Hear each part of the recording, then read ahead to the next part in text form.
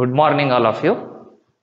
In this video, I am going to deal with the first part of second PUC 1 chapter, that is units and measurements. In physics, in real world, we have two classes of quantities. One class is measurable quantity and the second class is non-measurable quantity. Measurable quantity we call as physical quantities. For example, mass, length, time, so many physical quantities are there which we can actually measure. Second class of quantities is called non-measurable. These quantities are called as non-physical quantities. For example, anger, happiness, sorrow, etc. Such feelings we call as non-measurable or non-physical quantities. Physics basically is the science of measurements, and in physics we deal with so many physical quantities. Next, let us try to understand units. What is unit? Unit is an arbitrarily chosen internationally accepted reference standard with which a physical quantity is compared during its measurement. Means it is like a yardstick. We measure physical quantities in terms of the yardstick called unit. In day-to-day life, we use so many units. For example, liter, meter, kilogram. Such units we will be using in everyday life. We have these three systems of units. First one is CGS system, second one is FPS system, and third one is MKS system. Based on units of length, mass and time, we have these three systems. In CGS system, unit of length is centimeter, that of mass is gram, that of time is second. In FPS system, unit of length is foot, unit of mass is pound, and unit of time is second. Pound, this unit we use nowadays also. For example, we take half a pound or 1 pound of bread in bakery. In MKS system, unit of length is meter, unit of mass is kilogram, and unit of time is second. One thing you can notice is that in these three systems, unit of time is common, that is second. And now at present we use SI. In French it is Système International de Units. Its French meaning is International System of Units.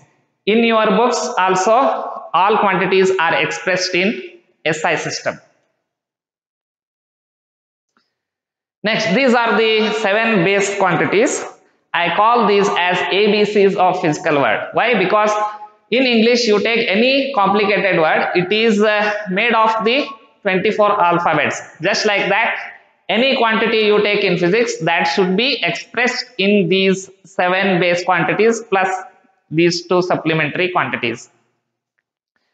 So base quantities and their corresponding unit is given here, and this third column is for symbol.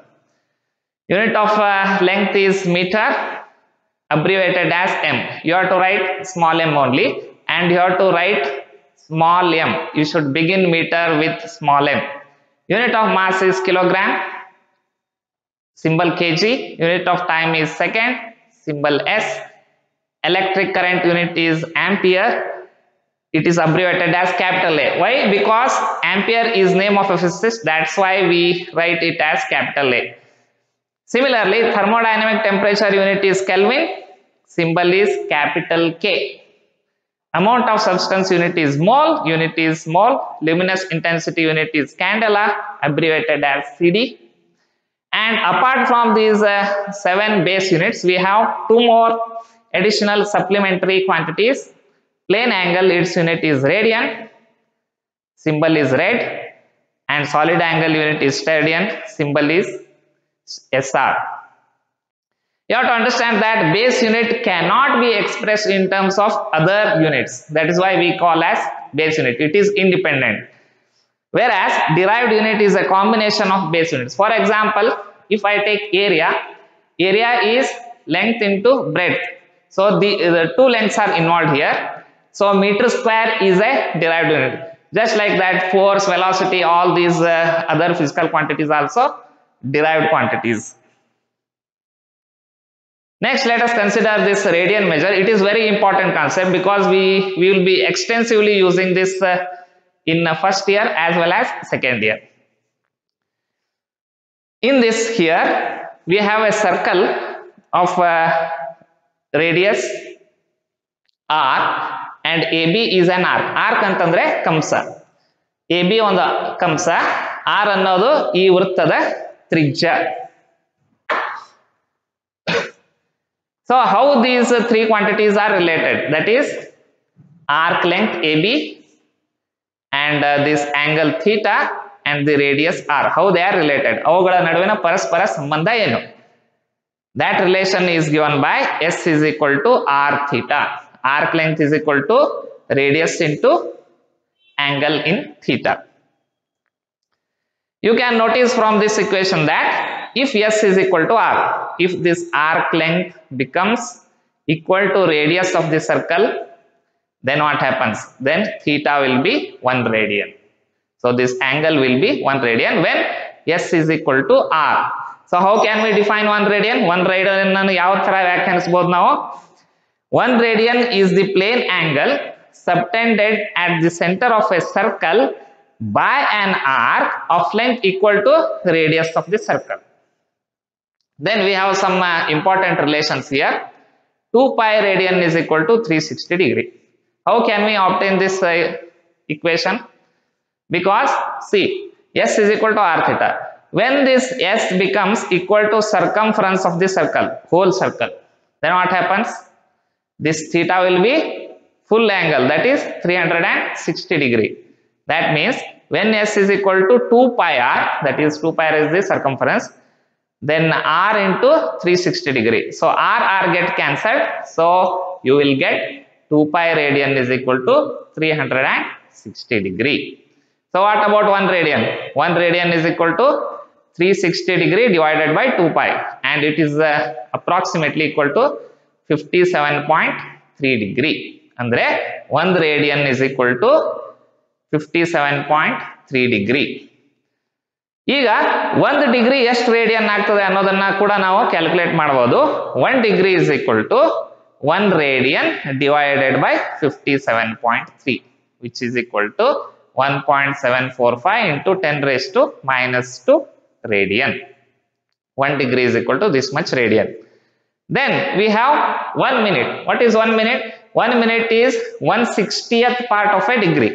So it will be 1 degree divided by 60 equal to 2.91 into 10 raised to minus 4 radian. Similarly, 1 second is 1/60th part of a minute. So it will be 4.85 into 10 raised to minus 6 radian.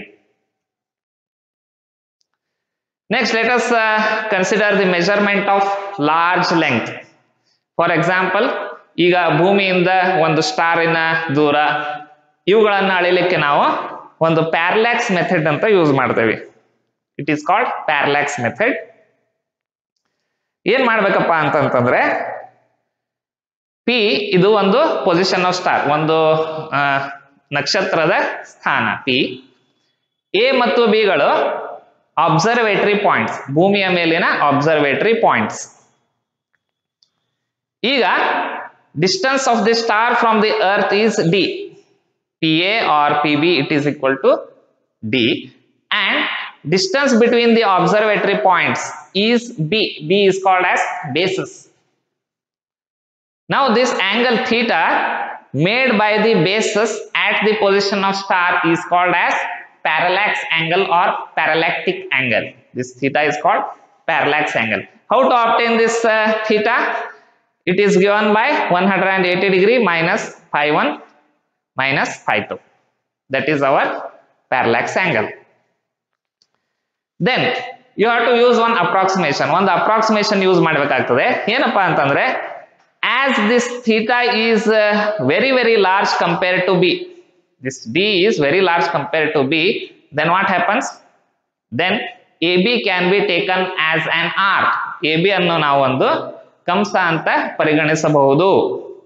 So in that situation, previous slide we saw S is equal to r theta. If you apply this equation here, you will get this arc length is equal to radius into angle. So B is equal to d theta, or D is equal to B by theta. Important thing is theta should be in radian. Similarly, we can measure the diameter of moon or sun using parallax method. How? The figure is shown here. P is an observatory point on the earth. So what is done is we focus on two diametrically opposite points on moon. So two diametrically opposite points on moon AB. Then if you use the same approximation, that is D very much greater than D. Here D is the diameter of the moon. Then again this AB can be taken as an arc. So if you apply S is equal to R theta formula, you will get D is equal to capital D into alpha, where alpha is called as angular diameter. D is called linear diameter and alpha is called angular diameter. So these are the possible questions in the exam. So next, measurement of small length. So we have seen this meter scale. We have used it in everyday life, and we can measure minimum up to 1 millimeter using meter scale. This is minimum length that we can measure. So if you consider still smaller length, that is 0.1 millimeter, it is not possible to measure using meter scale. We have to use vernier calipers to measure up to 0.1 millimeter. So still smaller lengths like 0.01 millimeter. So we have to use micrometer screw gauge for that. So still smaller length, that is less than 0.01 millimeter, we have to use spirometer. And using simple microscope, we use in biology laboratory, we can measure up to 1 micrometer. Micro means 10 raised to minus 6. Okay. Then still smaller lengths, for example, up to 1 nanometer. Nano means 10 raised to minus 1. Up to 1 nanometer, we have to use electron microscope. And still smaller lengths like 0.01 nanometer, we should use scanning tunneling microscope. You can see that as the length decreases, the sophistication of the instrument increases. That's we can understand. Next, measurement of mass and time. So two classes, one is large mass, second class is small mass. How can we measure large mass? Large mass means mass of celestial bodies like planets, earth, then this stars, etc. So how can we measure? We cannot use any balance to measure masses of celestial bodies. So we have to go for indirect measurement. Like Newton's law of gravitation is useful in measurement of large mass. And what about small mass? Small mass means either it may be molecular mass or atomic mass, nuclear mass. For such small masses, we use mass spectrograph.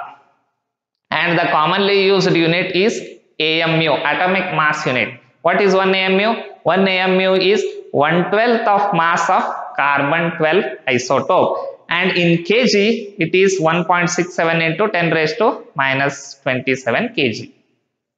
And coming to the measurement of time, time can be accurately measured using atomic clock. This atomic clock is based on periodic vibration of cesium-133 atom. And the specialty of atomic clock is that its error is only 3 microsecond per year. In 1 year, there is possible error of only 3 microsecond. 3 microsecond means 3 into 10 raised to minus 6 second. Next, let us consider significant figures. So what are significant figures? Significant figures means the reliable digits plus the first uncertain digit are known as significant figures. So there are certain rules to find the number of significant figures. Let us take these one by one. First rule says all non-zero digits are significant.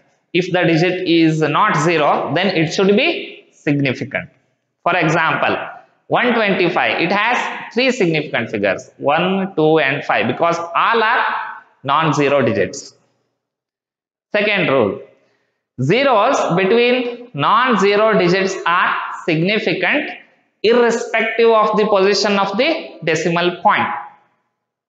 For example, this number, look at this number 101.2. So 1, 1, 2, these are significant according to the first rule. Then what about this 0? This 0 is lying between two ones. So it is also significant. So totally it has 4 significant figures.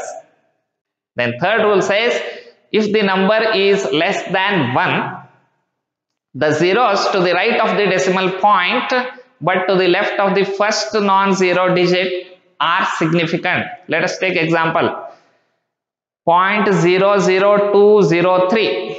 Here this 0 is significant according to second rule because it is lying between 2 and 3.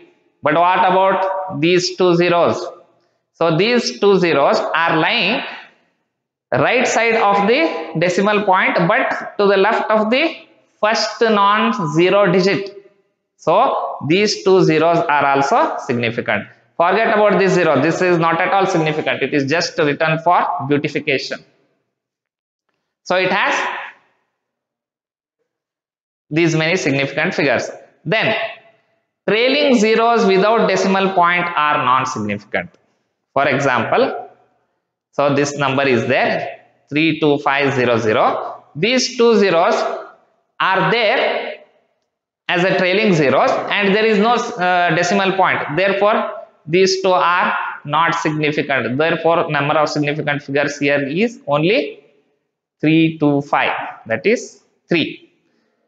Last rule says trailing zeros with decimal point are significant. That is 412.00. 412 are already significant because they are non-zero. So these two zeros are also significant because they are trailing zeros with decimal point. Therefore, it has 5 significant figures. Let us go to this exercise in this table. So in the first column we have some numbers and in the second column number of significant figures, and in third column I have expressed the same number in exponential form. So 302, 3 are significant, 0 is also significant because it is lying between two non-zero digits. So number of significant figures is 3 here. 501.201. So here this 0 is significant and this 0 is also significant. So it has totally 6 significant figures. 0.00752. So 752 they are significant, but these zeros they are occurring on the right side of the decimal point but to the left of the non-zero digit. Therefore they are not significant. So number of significant figures here is 3. 102.100. So here 3 significant figures are already there in 102 and these are trailing zeros with decimal point. Therefore they are also significant. So totally it has 6 significant figures. And you have to note that number of significant figures, it doesn't change if the number is expressed in exponential form. Number ಅನ್ನು ನಾವು ಈ ತರ ಬರಿಬಹುದು ಅಥವಾ exponential form ನಲ್ಲಿ ಬರಿಬಹುದು. Significant figure ಗಳು ಬದಲಾಗುವುದಿಲ್ಲ. And in this slide let us learn about accuracy and precision. ಬಹಳ ಸಂದರ್ಭಗಳಲ್ಲಿ ನಾವು accuracy ಮತ್ತು precision ಗಳನ್ನ ತಪ್ಪಾಗಿ ಉಲ್ಲೇಖ ಮಾಡ್ತೇವೆ. What is the fine difference between accuracy and precision? Let us try to understand. Accuracy of a measurement is a measure of how close the measured value is to the true value of a quantity. Accuracy ಅಂತಂದ್ರೆ ಒಂದು true value ಇರ್ತದೆ ಮತ್ತು measured value ಇರ್ತದೆ. ಅವು ಎರಡು close ಇದ್ವು ಅಂತಂದ್ರೆ ಅದಕ್ಕೆ ನಾವೇನಂತ ಕರಿತೇವಿ, ಅಕ್ಯುರೆಸಿ ಅಂತ ಕರಿತೇವಿ. It is a measure of how close the measure value is to the true value of a quantity. Then what about precision? Precision indicates to what resolution or limit a quantity is measured. Precision, it indicates the number of significant figures. Okay, greater the number of significant figures, greater is the precision. So we can understand these two quantities with the help of this example. Suppose a person's true height is 6.5 feet. The value 6.4 is more accurate compared to 5.56. Why? Because 6.4 is closer to 6.5 compared to 5.56. Therefore, 6.4 is more accurate. But on the other hand, 5.56 foot is more precise compared to 6.4 feet. Why? Because look at the number of significant figures here. 1, 2, 3. It has 3 significant figures. So larger the significant figures, greater is the precision. Therefore, this value 5.56 foot is more precise compared to 6.4 foot. The same thing is diametrically shown here. Diagrammatically, you can see that in the first figure, on a target some bullets are fired. So here you can see that bullets are not only close, but they are close to the center of the target. ಈ ಚಿತ್ರದಲ್ಲಿ ಬುಲೆಟ್ಗಳು ಒಂದಕ್ಕೊಂದು close ಆಗಿವೆ ಮತ್ತು centre ಮಧ್ಯಕ್ಕೆ ಹತ್ತಿರವಾಗಿವೆ. Therefore, it has high accuracy and high precision. Both are high. Second one, you can see that bullets are closer, but they are not close to the center of the target. Therefore, accuracy is low, but precision is high. Accuracy low, precision high. In the third figure, you can see that bullets are apart. Bullets are apart, but they are closer to the target. So what it means? High accuracy, low precision. Why low precision? Because bullets are apart. They are not closer. So ಪರಸ್ಪರವು ದೂರ ಇರೋದ್ರಿಂದ ಏನಪ್ಪಾ ಅಂತಂದ್ರೆ ನಾವು low precision ಅಂತ ಕರಿಬಹುದು. But high accuracy, accuracy high ಆಗಿದೆ ಅಂತಂದ್ರೆ ಬುಲೆಟ್ಗಳು ಮಧ್ಯಕ್ಕೆ ಹತ್ತಿರವಾಗಿವೆ. So in the last figure you can see that the bullets are not only far apart, but they are away from the center of the target. Therefore, it is low accuracy and low precision.